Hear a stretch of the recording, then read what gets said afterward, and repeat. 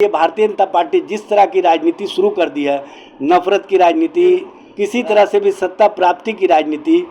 विधायकों को खरीद करके कहीं ना कहीं लोकतंत्र को कमजोर करने की राजनीति, कि नरेंद्र मोदी की सरकार जो कहीं ना कहीं लोकतंत्र को सत्ता के लालच में पूरी तरह से बर्बाद करने पर तुली हुई है। नमस्कार, आप देख रहे हैं प्रेस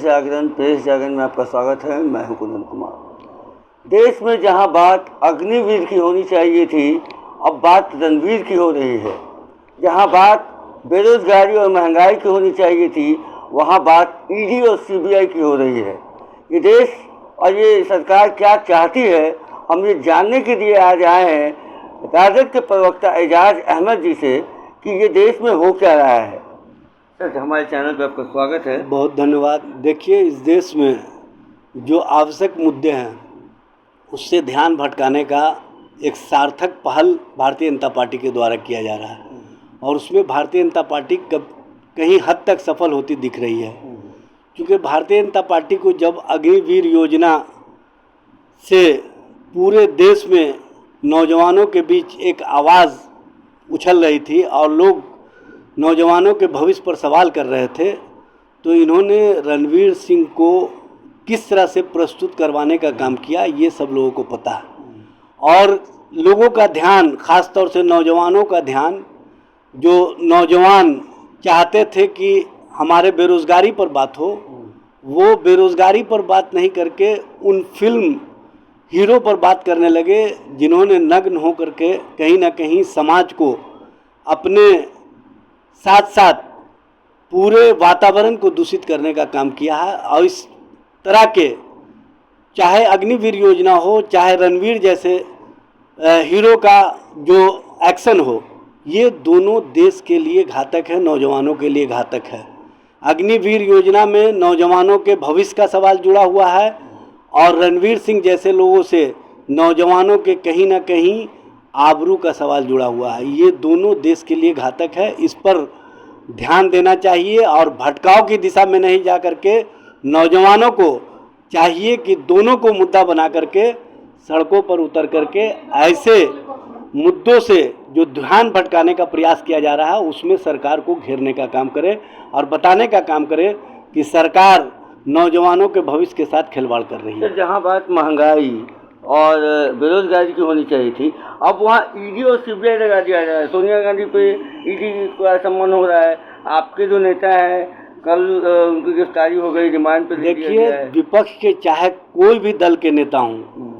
सभी को ईडी, सीडी, सीबीआई, आईटी और हर तरह के मामलों से घेरने का प्रयास हो रहा है। क्योंकि आपने देखा होगा 2014 से 2022 के बीच में जो आंकड़े आए हैं, 3375 सीडी ईडी के छापे पड़े और उसमें अब तक कोई मामले पर फैसला नहीं आया है। जबकि जो यूपीए 1 और यूपीए 2 की सरकार थी उसमें सिर्फ 112 छापे पड़े थे और उसमें बड़े बड़े लोग जो पकड़े गए थे उन लोगों को सज़ा मुकर्रर हुई थी। यहाँ सज़ा मुकर्रर नहीं हो रहा है, यहाँ सिर्फ विपक्षी दलों के चेहरे को, विपक्षी दलों को बदनाम करने का एक प्रयास हो रहा है। और इसमें भारतीय जनता पार्टी उस एजेंसी का इस्तेमाल कर रही है जिस एजेंसी के संबंध में माननीय सर्वोच्च न्यायालय ने भी कहा है कि सीबीआई, ईडी ये कहीं ना कहीं तोता है केंद्र सरकार का और केंद्र सरकार इनका समय समय पर अपने हित में इस्तेमाल करती है। 30 और 31 को अमित शाह और नड्डा आ रहे हैं सर, पटना में रोड शो कर रहे हैं। क्या 200 विधानसभा जाएंगे? क्या मतलब कुछ अपना जो बिहार का जो ये बना हुआ है सद्भाव, उसको बिगाड़ने की कोशिश तो नहीं हो रही? देखिए,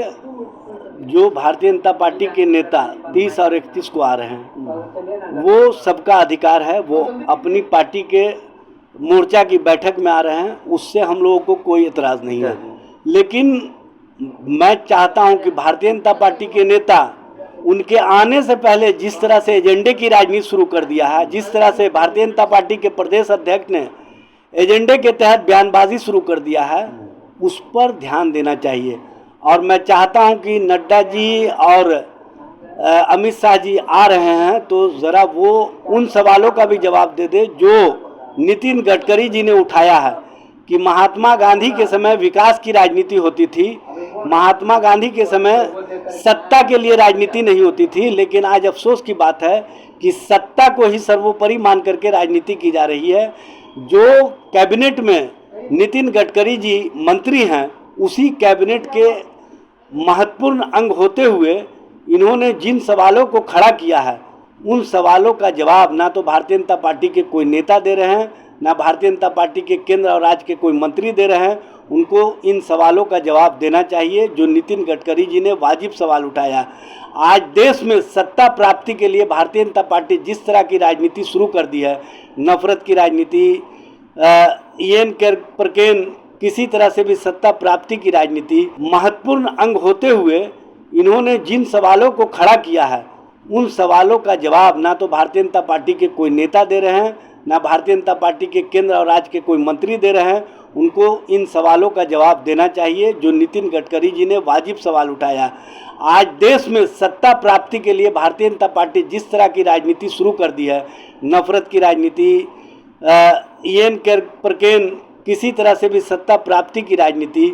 विधायकों को खरीद करके कहीं ना कहीं लोकतंत्र को कमज़ोर करने की राजनीति, और इन राजनीति को उजागर करने का जो नितिन गडकरी जी ने काम किया है, इसको और आगे बढ़ाने के लिए नितिन गडकरी जी को सामने आकर के सारी बातों का खुलासा करना चाहिए और बताना चाहिए कि नरेंद्र मोदी की सरकार और भारतीय जनता पार्टी किस तरह की राजनीति देश में शुरू कर दी है, जो कहीं ना कहीं लोकतंत्र को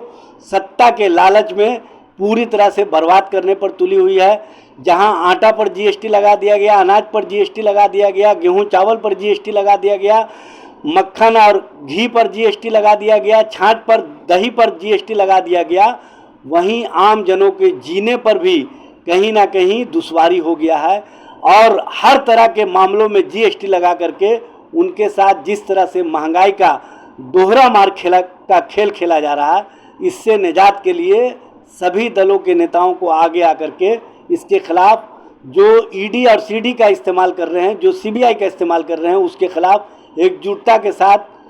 भागीदारी निभानी चाहिए और देश को बताना चाहिए कि देश में बढ़ती महंगाई के खिलाफ, भ्रष्टाचार के खिलाफ, जो लॉ एंड ऑर्डर है उसके खिलाफ, नफरत की राजनीति के खिलाफ जब विपक्ष आवाज़ें बुलंद करता है तो उनको ईडी सीडी सीबीआई से डराने का काम किया जाता है, उनकी आवाज़ को दबाने का प्रयास किया जा रहा है। इसके खिलाफ आम जनता को एकजुट होकर के इस सरकार के खिलाफ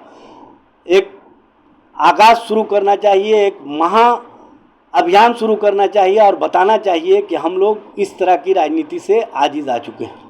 जैसा कि आपने सुना कि एजाज अहमद जी ने बहुत ही बेबाकी से ये कहा है, और आम जनता और जितने भी विपक्षी पार्टियां हैं उनको एकजुट होने का आह्वान किया है कि जब तक हम लोग एकजुट नहीं होंगे, ये महंगाई, ये बेरोजगारी ऐसे ही बढ़ती रहेगी, ये अराजकता ऐसी बढ़ती रहेगी। बहरहाल आगे की खबरों के लिए आप बने रहिएगा प्रेस जागरण के साथ। तब तक के लिए धन्यवाद।